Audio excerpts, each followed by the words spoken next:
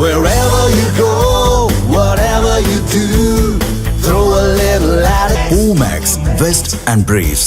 பாலஸ்தீன பகுதியான காசாவில் செயல்படும் ஹமாஸ் அமைப்பினர் கடந்த 2023 அக்டோபர் 7ஆம் தேதி இஸ்ரேலுக்குள் புகுந்து அப்பாவி மக்கள் மீது தாக்குதல் நடத்தினர். இதில் 1000க்கும் மேற்பட்டோர் கொல்லப்பட்டனர், ஏராளமானோர் காயமடைந்தனர். இஸ்ரேல், அமெரிக்க நாட்டைச் சேர்ந்தவர்கள் ஹமாஸ் படையினரால் சிறைபிடிக்கப்பட்டனர்.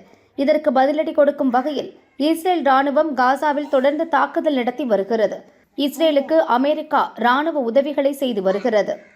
பாலஸ்தீனத்தை ஆதரிக்கும் நாடுகள் இஸ்ரேலின் தாக்குதலை கண்டித்து வருகின்றன. இந்நிலையில் இங்கிலாந்து, கனடா மற்றும் ஆஸ்திரேலியா ஆகிய நாடுகள் பாலஸ்தீன அரசை அங்கீகரிப்பதாக நேற்று கூட்டாக அறிவித்தன. அதே சமயம் ஹமாஸ் உடனடியாக அதனுடைய மோதல் போக்கை நிறுத்த வேண்டும் என்றும் அந்த நாடுகள் வலியுறுத்தின. பாலஸ்தீன அரசை அங்கீகரிக்கும் இந்த 3 நாடுகளுக்கு இஸ்ரேல் பிரதமர் நெதன்யாகு கண்டனம் தெரிவித்துள்ளார். இது தொடர்பாக அவர் கூறியதாவது: 2023 அக்டோபர் 7 படுகொலைகளுக்கு பிறகு பாலஸ்தீன அரசை அங்கீகரிக்கும் தலைவர்களுக்கு ஒன்றை தெளிவாக சொல்கிறேன். நீங்கள் பயங்கரவாதத்துக்கு மகத்தான பரிசை வழங்குகிறீர்கள். என்னிடம் உங்களுக்கு இன்னொரு செய்தியும் இருக்கிறது. நீங்கள் நினைப்பது நடக்கப் போவதில்லை.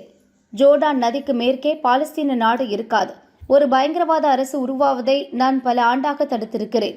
உள்நாடு மற்றும் வெளிநாடுகளில் இருந்து வந்த அழுத்தங்களையும் தாண்டி அரசியல் திறனுடனும் உறுதியுடனும் இதை நாங்கள் செய்து முடித்திருக்கிறோம். யூதேயா, சமாரியாவில் யூதர்களின் குடியேற்றங்களை இரட்டிப்பாக்கியிருக்கிறோம். அந்த வழியில் தொடர்ந்து செல்வோம். எங்கள் நிலத்தின் மையப்பகுதியில் ஒரு பயங்கரவாத அரசை இஸ்ரேல் மீது திணிக்கும் இத்தகைய முயற்சிகளுக்கு நான் அமெரிக்காவில் இருந்து திரும்பிய பிறகு பதிலளிப்பேன் என நெதன்யாகு தெரிவித்துள்ளார்.